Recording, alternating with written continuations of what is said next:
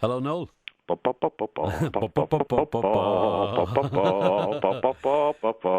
How are you doing? I'm all right. How are you? Very good, thanks. Good. We've just played your new song, "The Heat of the Moment." Yes. It's out here in Ireland before it's out in the UK on November 14th, and it's from Of your new album, course, of course. Chasing Yesterday. And why wouldn't it be? Exactly, indeed. So you produced this album as well, didn't you? Yeah. So how'd you like that? It's not one of my favourite things I've ever done, I've got to say. I think the results are great, and I enjoyed the actual the creating of the album itself, but I found it very difficult being in charge, so to speak. Right. But what does a producer do? Did you learn anything from it? What does a producer do? What do other producers do? Let me tell you what they do.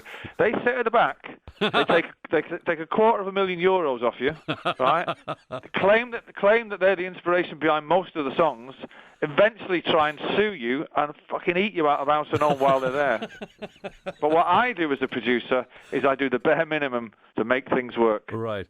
And so what you're saying is you get an album and you get a big bill at the end of the whole thing. You get a big bill, yeah. And then they argue over writing credits and all that. Right. It's just like, Jesus. Yeah, I think that might have been my idea. That sort of thing, is it? When Yeah. Well, producers now have become the new rock stars. I don't know who made that rule, but they kind of annoy me a bit, producers, because they don't really do a great deal apart from suck the energy out of the artist and say, yeah, well, of course, we made that record together, man.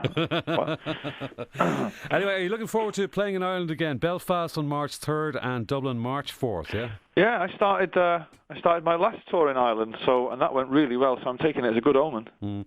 And you know that the one in Dublin now is not called the O2 anymore. Why not? It's called the Three Arena. Because the O3? the O2 and 3 have kind of merged to the mobile phone things. So listen, what about your own children now? Do they enjoy your music at all? Or, yeah, they've had their moment with this album. I've got to say, they've kind of had their it's been finished for so long. They had it way up front. So my eldest Donovan is currently obsessed with the new U2 album. He's become a mega fan over the last. Did he buy it or did he get it for nothing? No, he got it downloaded straight into his conscience for free, and he loves it. We can be caught with his headphones on singing. The Joey Ramone one or whatever. What's his favourite one at the minute? The Troubles is his favourite one, but he loves it. Yeah. They've got themselves a mega fan. And listen, because with the whole hoo-ha over the way that album arrived for everybody, I think sometimes it gets lost, the actual songs, because it's quite a good album. Have you listened to it yourself? Have I listened to it? Yeah. I was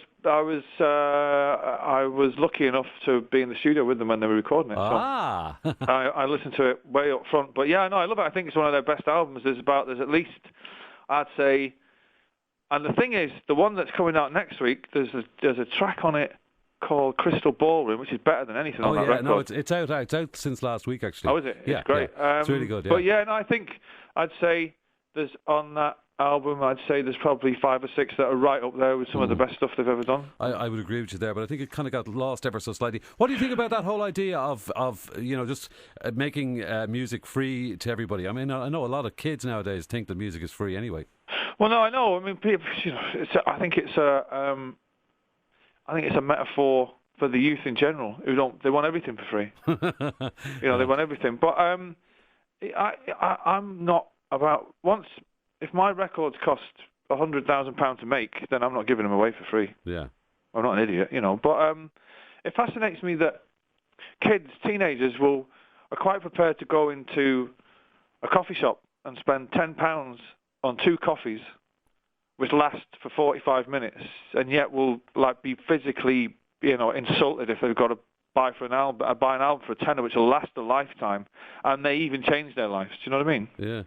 That's a pretty good analogy. Fair play to you, yeah.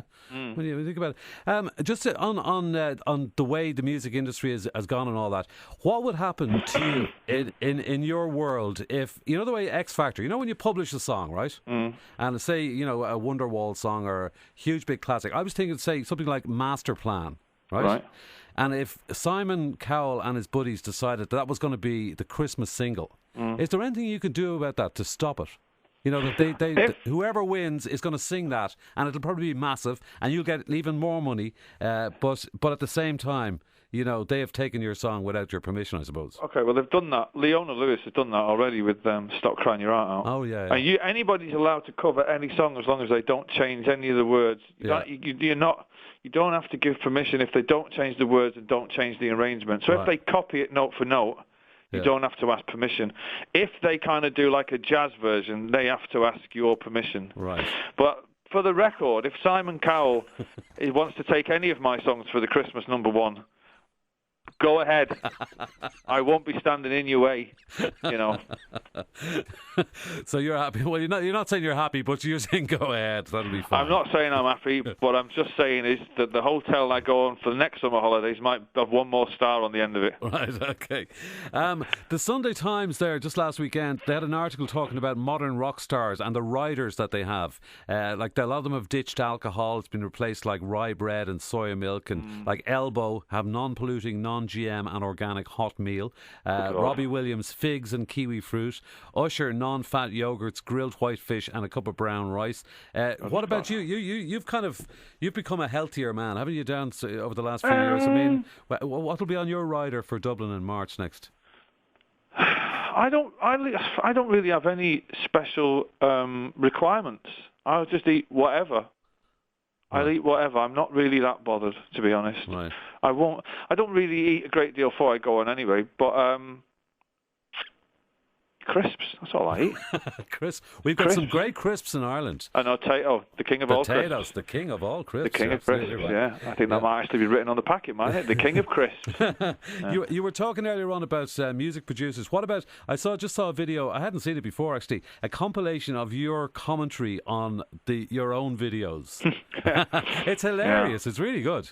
I know. And I hope it doesn't, I'm not insulting you by saying that it sounds a little bit like, you know your man Carl Pilkington? You know Carl very well, and his take on the whole thing, because you're saying what everybody else is thinking, I suppose.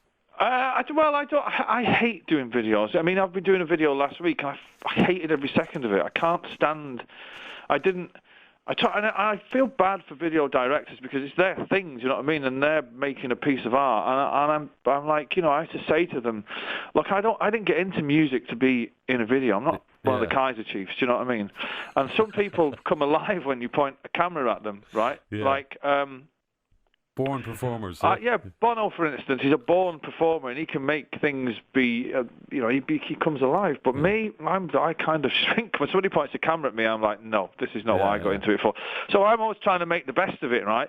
But when I did that thing, and they said, can you comment on the videos? And I look back, I never see them. From the day that I say, yeah, well, fuck it, it'll do. And then so watching them back after 20 years was just like, what? This actually went out. I can't believe that. Who's that guy? Yeah. And one of the points you made as well was that nobody really watches them anymore. Like there aren't that many platforms for them. You know, MTV don't really show videos anymore. No, MTV's just a reality TV channel now, isn't it? And then there used to be the chart show and Top of the Pops and all that. And really, I find them a waste of time and money, but you still have to do them. Yeah. I don't know. Speaking of screens and all that, would you like to become one of the regulars on Gogglebox? That seems to have been a very big success. Naomi and Kate and yourself. I don't know. I didn't see the broadcast the night. I'm not sure because we had a good laugh doing it, but it's so heavily scripted. They're very specific about what they want you to say, and but I had a great laugh with Naomi and Kate. Those two are just wild, the pair of them, and I'm not sure people have said it probably didn't come across on camera. But saying that, if you're asking me, would I like to stay in and eat crisps and I have a smash up with Kate and Naomi every Friday night, then yes, I would. Why not? Why not? Yeah. Listen, there's a song on the new album, which the album's called Chasing Yesterday. That's not going to be out until February, but I'm told it took 23 years to finish. Lock all the doors, yeah? Lock all the doors, yeah. Do you want to know why? Yeah. I wrote, it was a song that was going around from before I even had a record deal, and it had a brilliant chorus, and the original verse wasn't bad, and it was great. And when I got asked to work with the Chemical Brothers when we did that track Setting Sun, I sang the verse from the original Lock All the Doors is Setting Sun, And I always meant, and I thought, well, I'll keep the chorus and I'll just write another verse. And every time I went back to try and write it, I could never quite get the two things to marry until about a year and a bit ago, I was coming out of the Tesco's around where I live, and I was just going round the corner at the top of my street, passing the Boots, and didn't it just bang fall out of the sky and hit me right there? Wow. Does that happen often to you? The longest thing I've had to finish off before that was a song on Don't Believe the Truth, which is called Let There Be Love, which took me about 8 years to finish. Because you're just trying to fill in little bits. If you've got like a great chorus, and I just didn't give up on the chorus because it was so strong that I thought, no, there's a great tune for fans in there somewhere. And I thought if I kept going back to it, it would happen. But as luck would have it, it's when I wasn't even thinking about it. It just popped into my head. But when do songs come to you? That's what I mean. Like some of your classics. Do they just come to you from from nowhere? Yeah. The ones the more memorable the song, then they're the ones that just kind of appear. Wow. Like U2's album in your iTunes, it just appears there. And and there are other songs that you have to work at over a period of time, which can be as good, but there's not really a set rule of what you do. But a kind of general rule is the ones that you spend the least amount of time writing, they're the ones that people will remember. Like Live Forever was instant. Wonderwall was instant. There's like 2 or 3 on this album which literally fell out of the fucking sky, you know what I mean? So it just depends, really. Okay, that's just 3 little bleeps we have to put in there for the breakfast show. That's great. I was in the breakfast show. Yeah. Okay. Okay, listen. 2 very quick questions, but we'll let you go then because we've only got an allocation of time. Football ones. As a famous Manchester City fan, how have you and your mates been reacting to David Moyes and Louis van Gaal's tenure at Manchester United? It's been like poetry. It's like as much as City winning the league was magnificent last year, the icing on the cake really was Fiery Jack and his team of absolute bozos finishing 7th was unbelievable. And it's just a shame they had to sack him. But I don't really rate this guy as any better, Louis van Gaal, whatever his name is. Did you not think, though, when you saw him first, you said, oh, he looks like he's formidable at least? No. Okay. No. Fair enough. No. When I looked at him, when I saw him first, I thought, good God, he looks like one of my aunties. Maybe he'll be in the panto, you never know. That's what I thought. And the other thing is, Roy Keane, I know famous for Manchester United, but also I'm sure you think he's an interesting character. Would you be reading his book? Have you read his book? I don't really read footballers' books because they're essentially all telling the same story. Yeah. But I like reading. I've liked reading the excerpts from Roy Keane's book, particularly him slagging off Ferguson, who might be one of the most hateful people I've ever come across. But I've enjoyed that. But I love Roy Keane. I actually liked him when he was at United, but when he signed for Celtic, then I've never met him, and I'd kind of wouldn't mind meeting him, but I'd kind of shake his hand whilst kind of standing back a little bit in case he headbutted you. Never know. But I do like as a character. I think he's great. I hope one day he takes over United and runs it into the ground, turns it into a supermarket. Well, listen, Noel, it's a pleasure as always talking to you. The album is coming out in February called Chasing Yesterday. Our song of the week, Heat of the Moment, you'll hear all week, and the gig's on in Belfast March 3rd and Dublin March 4th. Noel Gallagher, thanks a million. Thank you, bye. Cheers.